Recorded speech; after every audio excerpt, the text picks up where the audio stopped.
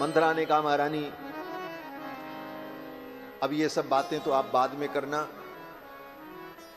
महारानी कैकेयी ने कहा मंथरा तू चिंता मत कर, मेरा भरत राजा बनेगा तो मैं अपने भरत से कहूंगी बेटा अब तुम एक काम करो, पहला काम तुम्हारे लिए यह है कि सारी दुनिया में गुप्तचरों को भेजो और तुम्हारे गुप्तचर जाकर के पता लगावें दुनिया में कितनी कुबड़ी स्त्रियां हैं, सारी स्त्रियों को अयोध्या बुलाओ। ये कुबड़ी स्त्रियां बड़ी बुद्धिमान होती, इनको सबको बुलाओ। और मंथरा तू चिंता मत करना, जितनी कुबड़ी स्त्रियां हैं दुनिया में सबको मैं बुलवाऊंगी और वो सब तेरी दासी बनकर के रहेंगी, तू उनके बीच में रानी के समान डोलेगी। मंथरा ने कहा महारानी ये सब काम आप बाद में करना, अभी जो काम है वो करो। बोले क्या काम? मंथरा ने कहा आप कोप भवन में जाओ और महाराज जब आएंगे पूछने के लिए कि आपको क्या हो गया, क्यों आप नाराज हो, तो आप अपने मन की बात मत कहना। जब वो अपने प्रिय पुत्र राम की शपथ ले लें तब अपने मन की बात उनसे कहना, जिससे वो अपने वचन से पीछे न हटें। ये सब सिखा करके मंथरा ने महारानी कैकेयी को तैयार किया और महारानी कैकेयी कोप भवन में गई। कोप भवन गवनी कैकेयी, कोप भवन गवनी कैकेयी, कोप भवन गवनी कैकेयी, बहुविधि चेरी आदरु देई, बहुविधि चेरी आदरु देई, कोप भवन गवनी कैकेयी, कोप भवन गवनी कैकेयी। महारानी कैकेयी कोप भवन के लिए चल पड़ी और मंथरा की बड़ी प्रशंसा की महारानी ने। कोप भवन बड़े बड़े राजाओं के यहां महल में एक ऐसा कक्ष होता था कि अगर राज परिवार का कोई व्यक्ति और विशेष करके महारानियां नाराज हो जाएं किसी कारण से तो कोप भवन में जाकर के बैठ जाती थी और ये संदेश महाराज को मिले तो महाराज वहीं जाकर के एकांत में उनको मना लें, उनके सुख दुख को सुन लें, क्योंकि राजा तो राजा ही होता। अब सबके सामने लड़ाई झगड़ा हो और बातें कही हो तो ये राजा की इज्जत के खिलाफ है, इसलिए ऐसी व्यवस्था होती थी। ऐसा एकांत कक्ष होता था जहां जाकर के बैठ जाएं और महाराज को सूचना मिले तो महाराज भी चले जाएं और मन की बातें एक दूसरे से कर लें, जिसका गिला शिकवा है वो दूर हो जाए। महारानी कैकेयी भी कोप भवन में गई। महाराज जब अपने राज्य कार्य से निवृत्त होकर के आए तो पूछा कहां है महारानी कैकेयी। दासियों ने कहा महारानी तो कोप भवन में पधारी है।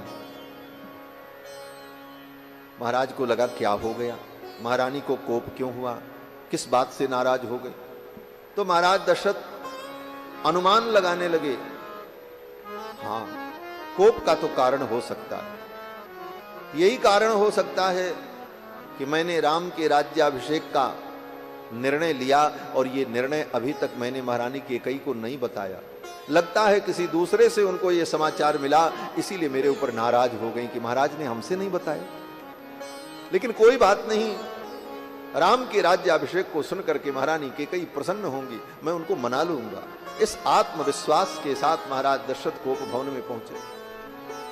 देखा अथैव मुक्त्वा वचनम सुदारुणम,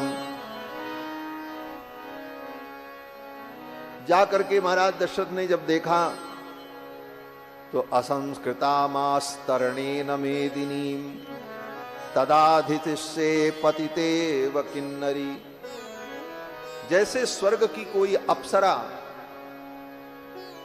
कोई परी आकाश से उड़ती जा रही हो और उसकी गति अचानक बाधित हो जाए और वो भूमि पर गिर पड़े और पड़ी रहे, वो स्वर्ग न जा सके, वो अपने देवलोक में न जा सके तो भूमि पर पड़ी हो, ऐसा ही दृश्य था। महारानी कैकेयी भूमि पर पड़ी थी जैसे स्वर्ग की कोई अप्सरा भूमि पर पड़ी। पतितेव किन्नरी। महाराज दशरथ आए और महाराज दशरथ ने महारानी कैकेयी को छुआ और कहा, महारानी क्या बात है, आप क्यों नाराज हो? के ही हेतु रानी रिसानी परसत पानी पति ही निवार। गोस्वामी तुलसीदास जी महाराज इस चित्र का वर्णन करते हैं। के ही हेतु रानी रिसानी परसत पानी पति निवारही, पानीपत ही निवारही। मानहु सरोस भुवंग भामेहि विषम भाति निहारही, विषम भाति निहारही। दो पास नारस नारसन परमरम ठाहर देखहि, तुलसी पति भवतव्यता बस काम कौतुक देखहि, बस काम कौतुक देखहि। केहि हेतु रानी रिसानी परसत पानीपत निवारही, पानीपत ही निवारही, पानीपत ही निवारही। ज्यों दशरथ जी ने छुआ और कहा, महारानी क्यों नाराज हो? के ही हेतु रानी रिसानी। तो महाराज के हाथ को महारानी कैकेयी ने झटक दिया, मुझे मत छुओ। परसत पानी पति ही निवारही। महाराज ने सोचा, आज इनको इतना क्रोध क्यों? महाराज ने कहा, महारानी किसने आपका अपराध किया है, आप बताओ। जिस किसी व्यक्ति ने आपको दुखी किया है मैं उसे दंड दूंगा, और आपकी प्रसन्नता के लिए मैं सब कुछ करने को तैयार हूं। आपकी प्रसन्नता के लिए कोई व्यक्ति अबद्ध भी है तो मैं उसका वध कर दूंगा। भले वो मृत्युदंड का अधिकारी नहीं है, लेकिन आपकी प्रसन्नता के लिए मैं उसे फांसी पे चढ़ा दूंगा। आप बताओ तो। अबध्यो बध्यताम कोवा बध्य विमुच्यताम। महाराज दशरथ ने कहा कि आपकी प्रसन्नता के लिए आप कहो तो जिसको फांसी की सजा सुनाई जा चुकी है उसको मैं जीवन दान दे दूं, उसे मुक्त कर दूं। अबध्यो बध्यताम कोवा बध्य विमुच्यताम। आपकी प्रसन्नता के लिए आप कहो तो किसी राजा का राज्य छीन लूं, उसे भिखारी बना दूं, क्योंकि सारी पृथ्वी तो दशरथ जी महाराज की, चक्रवर्ती सम्राट थे, बाकी सारे राजा उन्हीं के अधीन थे। महाराज दशरथ ने कहा, महारानी आपकी प्रसन्नता के लिए किसी राजा का राज्य भी मैं पुनः छीन लूं और किसी दूसरे को दे दूं, उस राजा को भिखारी बना दूं। आप कहो तो किसी सड़क चलते हुए भिखारी को राजा बना दूं। दशरथ जी भावावेश में ये सब बोल गए। महाराज कहूं के ही रंग कहीं करऊं नरेशु, कहूं के ही रंग कहीं करऊं नरेशु, कहूं के ही नृपहि निकासों देशु, कहूं के ही नृपहि निकासों देशु। सकहूं तोरी हरि अमरहु मारी, सकहूं तोरी हरि अमरहु मारी। काहे कीट बपु रे नर नारी, काहे कीट बपु रे नर नारी, काहे कीट बपु रे नर नारी। दशरथ जी ने कहा, महारानी देवताओं का एक नाम अमर है। क्यों? बोले देवता मरते नहीं है, इसलिए उनका नाम अमर है, वो अमृत पिए हुए। लेकिन महारानी मेरे पराक्रम को आप जानती हैं, आप कहो तो मैं आपकी प्रसन्नता के लिए जो अमर देवता हैं उनको भी मार डालूं। मनुष्य पशु पक्षी क्या है, ये कीट पतंग मेरे लिए क्या है। और वास्तव में दशरथ जी महाराज का ये सामर्थ्य, तभी तो देवराज इंद्र अपनी सहायता के लिए दशरथ जी को स्वर्ग में बुलाया करते थे। स्वर्ग में आपत्ति विपत्ति आती थी तो सहायता के लिए दशरथ जी को याद किया जाता था। देवताओं के पक्ष से युद्ध करने के लिए जाया करते थे महाराज। महाराज दशरथ ने कहा, महारानी आपके लिए मैं सब कुछ करने को तैयार। भावावेश में दशरथ जी सब बोल गए। भावावेश में व्यक्ति को इतना अधीर नहीं होना चाहिए, नहीं तो वो संकट में पड़ जाता है। इतना व्यक्ति अधीर हो जाए भावावेश में तो वो संकट में पड़ जाता है। दशरथ जी महाराज के ऊपर भी संकट आ गया। महारानी कैकेयी ने कहा, मेरे लिए आप देवताओं को मार दोगे, राजा को रंक बना दो, रंक को राजा बना दो। ये तो एक कहने की बात है। आज तक आपने क्या किया मेरे लिए, क्या दिया आपने मुझे? ये प्रश्न बड़ा विचित्र है।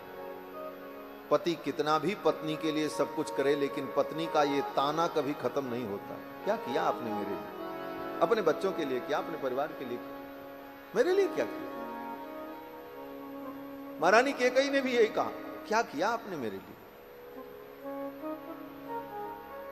कल तक की कथा तो बड़ी रसिक थी, लेकिन अब कथा तो बड़ी गंभीर है। महारानी कैकेयी ने कहा, क्या किया आपने मेरे लिए? क्या देंगे आप मुझे? 2 वरदान देने के लिए कहा था, वो तो आज तक मुझे मिला नहीं। मैं और आपसे क्या मांगू? महारानी कैकेयी ने यही कहा कि 2 वरदान देने के लिए आपने कहा था, वो आज तक तो मिला नहीं। मैं और आपसे क्या आशा करूं? महाराज दशरथ ने कहा, महारानी इसमें मेरी गलती नहीं है। आपने कभी मांगा नहीं और मेरा स्वभाव, भोला स्वभाव मैं भूल गया। थाती राखी ना मांगे हुकाऊ, थाती राखी ना मांगे हुकाऊ, बिसर गयो मोही भोर स्वभाऊ, बिसर गयो मोही भोर स्वभाऊ। दशरथ जी ने कहा कि महारानी मैं तो उसी समय वरदान देने को तैयार था, लेकिन आपने ही कहा था कि जब जरूरत लगेगी तो मैं मांगूंगी। आपने फिर कभी मांगा नहीं। हां, मेरी इतनी गलती जरूर है कि मैंने दोबारा आपसे पूछा नहीं, मैं भूल गया। लेकिन कोई बात नहीं, अगर ये भूल मेरी है तो मैं इसे स्वीकार करता हूं और मैं अपने तरफ से एक वचन और देता हूं। बोले क्या? दशरथ जी ने कहा, इतना विलंब हुआ इसलिए 2 के बदले में 4 वरदान आप मांग लो, मैं 4 देने को तैयार हूं। 2 का और वचन दे दिया महाराज। झूठे हो हम ही दोष जन देहु, झूठे हम ही दोष जन देहु, दुई के चारे मांग मत लेहु, दुई के चारे मांग मत लेहु, दुई के चारे मांग मत लेहु। दशरथ जी ने कहा, 2 के बदले में आप 4 वरदान मांग लो, मैं आपको देने को तैयार। ये तो गनीमत रहा कि महारानी कैकेयी ने 2 ही वरदान मांगा। कहीं इस वचन के जाल में भी दशरथ जी को उलझा लेती तब क्या होता? और अन्य 2 वरदान में क्या मांगती महारानी कैकेयी? ये तो भगवान की ही इच्छा थी, समझो कि महारानी कैकेयी 2 तक ही सीमित रह गई, लेकिन दशरथ जी ने तो भावावेश में 2 वरदान और दे दिए। नारी अर्धांगिनी है, परम प्रिय है, परंतु नारी के अंतर मन को जानने के लिए पुरुष को सदा प्रच्छन्न वृत्ति का प्रयोग करना चाहिए, ये शास्त्रकारों ने कहा है। प्रच्छन्ना सस्यते वृत्ति ही स्त्रीणाम भाव परीक्षणे, उसके हृदय के भाव की परीक्षा करने के लिए प्रच्छन्न वृत्ति का आश्रय ग्रहण करना। प्रच्छन्न वृत्ति का मतलब अपने मन की सारी बातों को नहीं बताना चाहिए। जब जान ले कि इनका हृदय विचलित नहीं होगा तब बताओ, नहीं तो कोई जरूरी नहीं कि सब बात बताओ ही बताओ। और ये नारी के हित के लिए भी है और पुरुष के हित के लिए भी।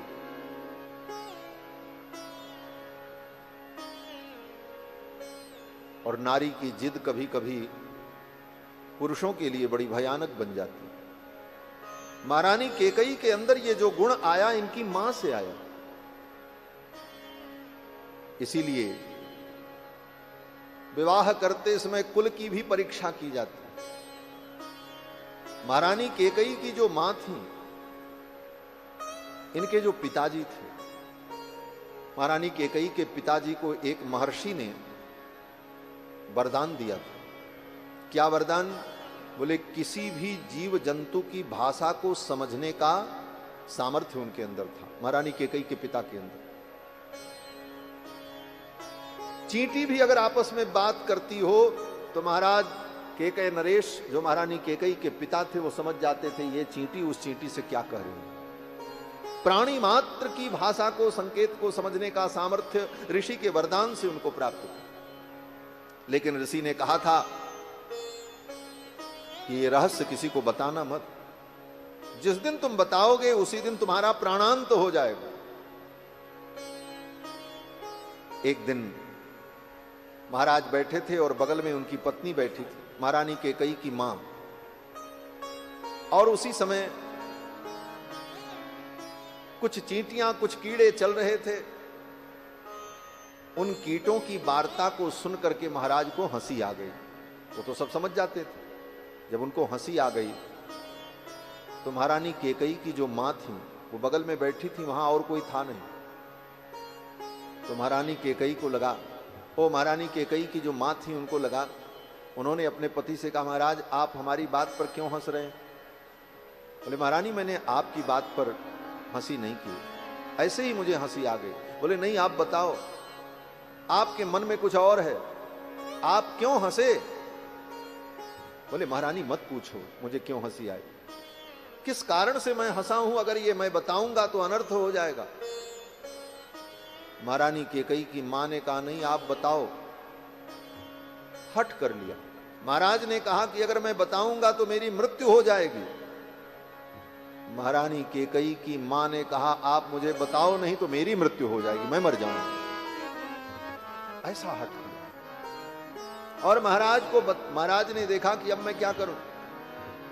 बोले ठीक है मैं अपनी हंसी का कारण आपको बताऊंगा, लेकिन एक बार मैं अपने गुरुदेव से जाकर के विचार करूं। और उन महर्षि के पास गए महाराज, और महाराज ने कहा अब मैं क्या करूं, आपने ऐसा वरदान दिया था, पशु पक्षियों की भी भाषा समझने की योग्यता दी, लेकिन किसी को बता दूं तो मेरी मृत्यु हो जाएगी। और मेरी पत्नी ने इस प्रकार हठ किया है, अब मैं क्या करूं? अगर बताता हूं तो मेरी मृत्यु हो जाएगी, और नहीं बताता हूं तो वो मरने को तैयार है, अनर्थ हो जाएगा। महर्षि ने डांटा और महर्षि ने कहा मर जाने दो उसको, कभी मत बताना, इतना मत अधीर बनो, ऐसे दुराग्रह को स्वीकार मत करो, और जाकर के कह दो कि अगर तुम्हें मरना है तो तुम मर जाओ, मैं नहीं बताऊंगा। गुरु की आज्ञा मान करके आकर के महाराज ने कहा कि जाओ, क्यों मुझे हंसी आई, मैं नहीं बताऊंगा। बोले मैं मर जाऊंगी। महाराज ने कहा मर जाओ, मैं दूसरा ब्याह कर लूंगा, काम खत्म। अब बेचारी चुप हो गई, तब जाकर के वो शांत हुई, नहीं तो यहां तक वो हट कर चुकी थी कि आप मरो लेकिन मुझे बताओ। इसीलिए विद्वानों ने कहा त्रिया चरित्रम पुरुषस्य भाग्यम दैवो न जानाति कुतो मनुष्य। ये किसी नारी जाति की निंदा नहीं है, ये इस प्रकार की जो नारियां होती हैं उनकी निंदा है। पुरुषों में भी अच्छे बुरे होते हैं, और जहां जो गलत करता है उसकी निंदा होती है।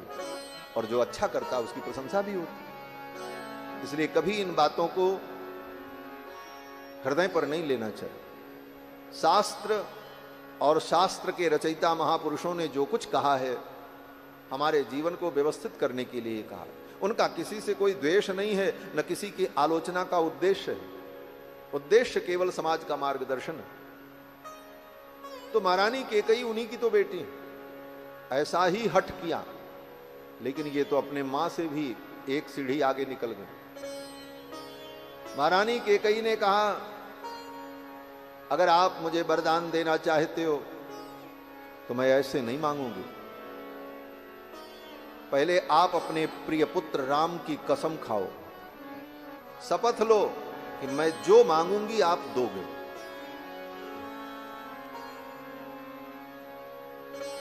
तब मैं अपने मन की बात कहूंगी। दशरथ जी महाराज कल्पना भी नहीं कर पाए कि ये क्या मांगेंगी, और भावावेश में दशरथ जी महाराज ने शपथ ले ली। दशरथ जी ने कहा कि तेन रामेण कैकेयी सपेते वचन क्रियाम। दशरथ जी ने कहा, महारानी कैकेयी मैं अपने पुत्र राम की शपथ लेता हूं, आप जो कहोगी वो मैं दूंगा। अब शपथ ले लिया। तब महारानी कैकेयी ने कहा, अब मैं कहने जा रही हूं, और जो मैं कहने जा रही हूं केवल आप नहीं सुनेंगे। वहां कोप भवन में तो केवल दो लोग थे, महारानी कैकेयी और महाराज। लेकिन महारानी कैकेयी ने इस प्रकार दशरथ जी को अपने वाक जाल में फंसाया। महारानी कैकेयी ने कहा, मैं जो कहने जा रही हूं केवल आप नहीं सुनेंगे, 33 कोटि देवता भी सुन रहे हैं। मैं उनको साक्षी बना रही हूं, सूर्य चंद्रमा को मैं साक्षी बना रही हूं, पृथ्वी और आकाश को मैं साक्षी बना रही हूं,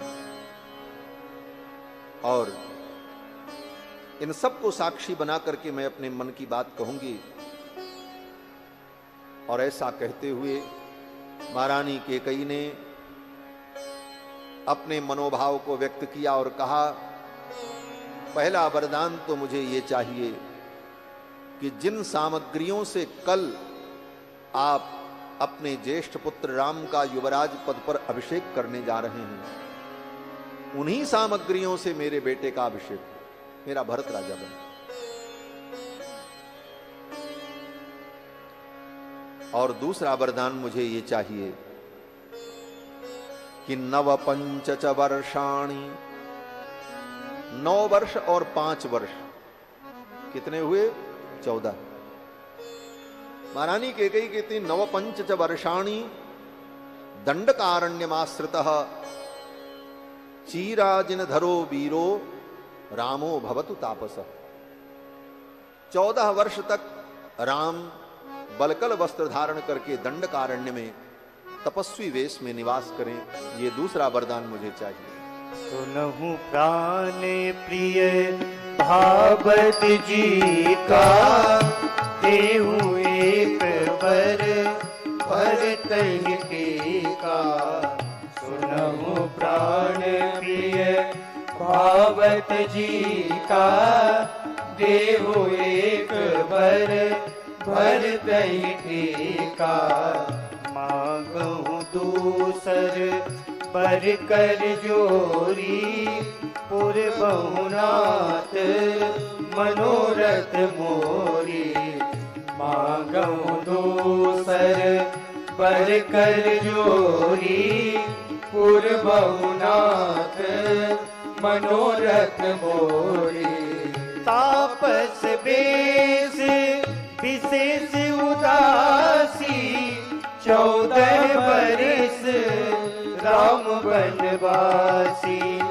तापस भेष विशेष उदासी, 14 बरस राम बनवासी। सुनहु प्राण प्रिय भावत जी का, देहु एक बर भरत टीका। सुनहु प्राण प्रिय। महारानी कैकेयी ने कहा, एक वरदान में मेरे पुत्र भरत के लिए अयोध्या का राज्य, और दूसरे वरदान में राम के लिए 14 वर्ष का वनवास। महाराज दशरथ कांप गए। महाराज दशरथ ने कल्पना भी नहीं की थी कि ऐसा कुछ होगा। महाराज दशरथ ने कहा, महारानी आपके इस वरदान को देने में मेरा धर्म चला जाएगा। मैंने हजारों लोगों के बीच में, सभा के मध्य में अपनी प्रजा को वचन दिया है, कल मैं राम को राजा बनाऊंगा। मेरे उस वचन का क्या होगा?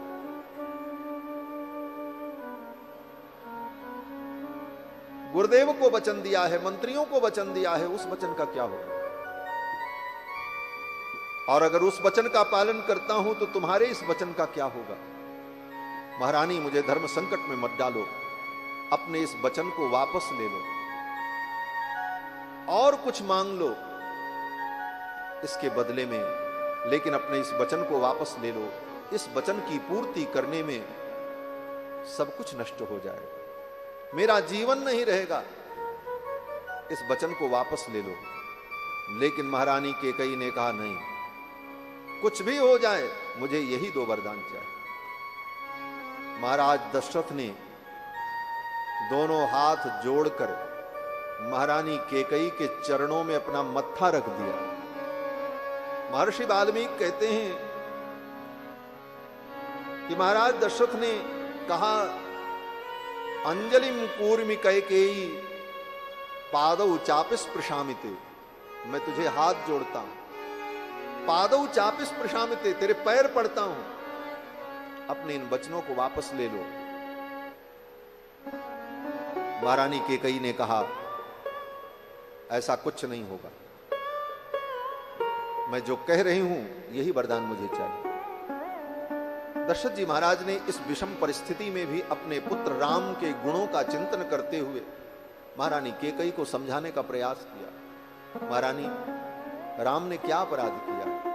एक भी अपराध उसका बता दो तो मैं उसे वन में भेज दूं। किसी को वन में भेजा जाता है, देश से निकाला जाता है, तो किसी कारण से कोई अपराध किया हो। राम ने क्या अपराध किया?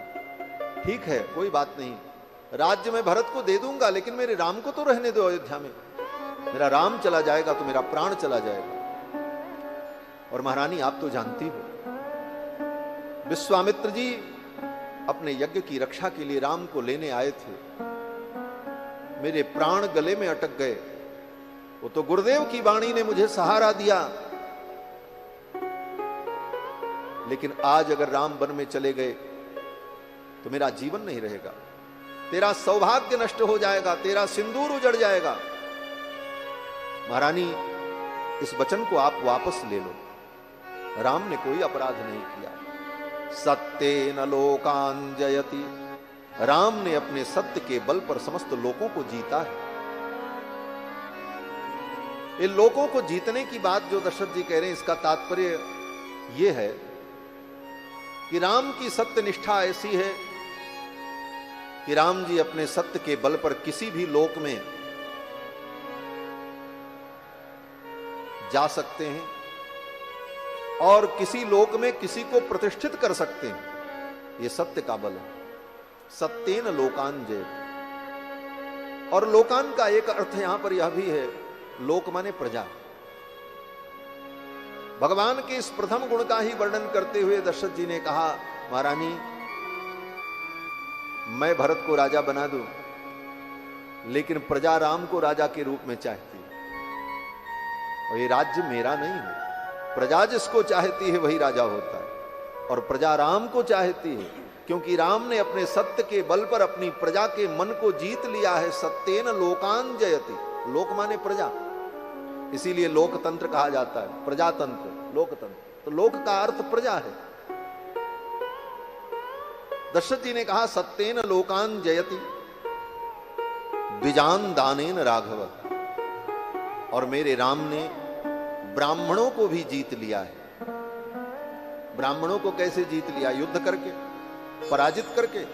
कहते नहीं, ब्राह्मण को जीतने का केवल एक ही तरीका है, दानेन। ब्राह्मण को जीतने का यही तरीका है कि उसको दान दो। और दान देने से वो तुम्हारे वश में हो जाए। राम ने ब्राह्मणों को इतना दान किया है कि सारे ब्राह्मण मुक्त कंठ से राम को आशीर्वाद देते हैं। राम ने ब्राह्मणों के मन को, उनके चित्त को अपने वश में कर लिया है। द्विजान दानेन राघवः गुरून् शुश्रूषया वीरो, और अपने गुरुजनों को भी, अपने श्रेष्ठ जनों को भी राम जी ने अपने वश में कर लिया। किस प्रकार? बोले सेवा के द्वारा। सत्य के द्वारा व्यक्ति समाज को जीत लेता है। ये राम जी का आदर्श है। अगर आपके जीवन में सत्य है तो समाज आपको सम्मान देगा, आप समाज के मन को जीत लोगे। अगर आपके अंदर दान की वृत्ति है तो ब्राह्मण भी आपके वश में हो जाएंगे, और सेवा का भाव आपके अंदर है तो आपके गुरुजन, आपके श्रेष्ठ जन जो हैं वह भी आपके अनुकूल हो जाएंगे। अपने से बड़ों को भी अपने अनुकूल करने का यही तरीका है, उनकी सेवा करके उनको प्रसन्न कर लो, फिर उनसे जो चाहो वो करने को तैयार है। बड़ों को कभी तर्क और बुद्धि से और चतुराई से अपने वश में नहीं किया जा सकता। अपने से श्रेष्ठ जनों को वश में करने का यही तरीका है कि उनकी आज्ञा का पालन करो, उनकी ऐसी सेवा करो कि वो तुम्हारी सेवा से प्रसन्न होकर के सर्वथा तुम्हारे अनुकूल हो जाएं। अगर तुम कोई गलत बात भी कहो तो वो ना कर सके, तुम्हारे संकोच में तुम्हारे लिए वो सब में तैयार हो जाए। राम जी ने सेवा के बल पर सबको जीत लिया। इस विषम परिस्थिति में भी दशरथ जी महाराज भगवान के इन गुणों का चिंतन करते। दशरथ जी ने कहा, रानी, राम ने क्या अपराध किया? मैं राम को वन में क्यों भेजूं? तो महारानी कैकेयी दशरथ जी महाराज से भी ज्यादा ऊंची आवाज में बोल पड़ी, और महारानी कैकेयी ने कहा, ठीक है महाराज, कोई बात नहीं, मुझे जो कहना था वो मैंने कह दिया, अब देना न देना ये आपकी मर्जी है, आप राजा हैं, लेकिन मेरा भी निर्णय आप सुन लो। महाराज ने कहा, क्या निर्णय? महारानी कैकेयी ने कहा, मेरा निर्णय यही है कि अगर आपने मेरे वरदान को पूर्ण नहीं किया तो आपके सामने ही विष पी करके मैं अपने प्राणों का त्याग कर दूं। बगल में एक कटोरे में विष रखा था, और विष था कि पानी था कि कोई औषधि थी, ये तो भगवान जाने, लेकिन महाराज को डराने के लिए, उन्हें ब्लैकमेल करने के लिए, जो भी समझ लो, महारानी कैकेयी ने कहा कि अहम ही विषमद्यैव पीत्वा बहुत वाग्रतः पश्यतस्ते मरिष्यामि। आपके सामने ही इस विष को पी करके मैं मरूंगी। यह भी बड़ा विचित्र तरीका है। अपनी बात को मनवाने का दो तरीका बड़ा विचित्र है इस दुनिया में। एक तरीका तो यह है कि मेरी बात मान लो, नहीं तो मैं तुम्हें मार दूंगा, और दूसरा तरीका, बोले मेरी बात मान लो नहीं तो मैं मर जाऊंगा। ये दो तरीका बड़ा खतरनाक है। या तो तुम्हें मार दूंगा या तो मैं मर जाऊंगा। महारानी कैकेयी ने कहा, अभी मैं विष पी करके अपने प्राणों का त्याग कर दूंगी, और पश्यतस्ते मरिष्यामि, आपके देखते देखते मैं मरूंगी। और महाराज, कल आप अपने पुत्र राम का अभिषेक नहीं कर पाएंगे, कल आप मेरा अंतिम संस्कार करेंगे, मेरा दाह संस्कार करेंगे, मेरा पिंडदान करेंगे आप, ये राज्याभिषेक नहीं होगा। ऐसा कह करके महारानी चुप हो गई। अब तो महाराज दशरथ बड़े व्याकुल हुए, और महाराज दशरथ ने कहा, धिगस्तु योषितो नाम सठा स्वार्थ परायणा। महाराज दशरथ ने कहा, धिक्कार है ऐसी स्त्री को जिस स्त्री के अंदर इतना स्वार्थ हो। उसे कुल के नाश की चिंता नहीं, परिवार के परंपरा की चिंता नहीं, अपने स्वार्थ में इतनी अंधी हो जाए कि कुल का ही नाश कर दे। ऐसी स्त्री को धिक्कार है। धिगस्तु योषितो नाम सठा स्वार्थ परायणा। और इतना कहते हुए महाराज दशरथ क्रोधित हो गए, और उन्होंने कहा, जाओ, मैं कुछ नहीं दूंगा, कोई वरदान नहीं दूंगा, मर जाओ तुम। ये पृथ्वी फट जाए, तुम पृथ्वी में धंस जाओ, लेकिन तेरे इस वचन की मैं पूर्ति नहीं करूंगा। क्रोध में ऐसा महाराज दशरथ बोलते तो हैं, लेकिन भीतर से अंतर मन कहता है रघुकुल रीत सदा चली आई, प्राण जाए पर वचन न जाए, लोग क्या कहें। और यही सब सोच करके महाराज दशरथ रोने लगे, आंखों से अश्रु बहने लगे। और महारानी कैकेयी सामने बैठी हैं, उनके ऊपर कोई फर्क नहीं। कैसा दृश्य रहा होगा, जिन चक्रवर्ती सम्राट महाराज दशरथ के सामने पृथ्वी के सारे राजे, बड़े बड़े रजवाड़े, बड़े बड़े नृपति अपना किरीट मुकुट उनके चरणों में रख देते थे। स्वर्ग के देवता, देवताओं के राजा इंद्र भी जिनको इतना सम्मान देते थे, आज वो दशरथ जी महारानी कैकेयी के सामने बिलख रहे, रो रहे। महारानी कैकेयी को दया नहीं आ रही। कैसा दृश्य है, जैसे कोई वृद्ध वृषभ, वृषभ बोले तो साण, कोई वृद्ध साण हो, वृषभ हो, और उसके सामने कोई शेरनी बैठी हो, और शेरनी कब उसका शिकार कर ले कोई ठिकाना नहीं, क्योंकि वो वृद्ध है, कहीं जा नहीं सकता, असमर्थ है। यह दृश्य प्रकट हुआ, वाल्मीकि जी ने ऐसे ही चित्रण किया। शेरनी के समान गुर्राती रही महारानी कैकेयी, और दशरथ जी महाराज विलाप करते। पूरी रात ऐसे ही बीती। जब सवेरा हुआ, बंदी जन लोग महाराज दशरथ का गुणगान करने लगे, क्योंकि रोज का ये नियम था। बंदी जन प्रातः काल गुणगान करते थे, नक्कारे बजते थे, सहनाइयां बजती थीं, तब महल में चहल पहल होती थी। आज जब ये सब कुछ होने लगा तो महाराज दशरथ ने अपने मंत्री सुमंत्र से कहा, ये सब बंद कराओ, मुझे कुछ अच्छा नहीं लग रहा। मेरे धर्मात्मा पुत्र राम को बुलाओ, मैं अपने पुत्र राम को देखना चाहता हूं। सुमंत्र जी महाराज गए और भगवान श्री राम को बुला करके ले आए। अभी राम जी को भी पता नहीं है क्या होने वाला है।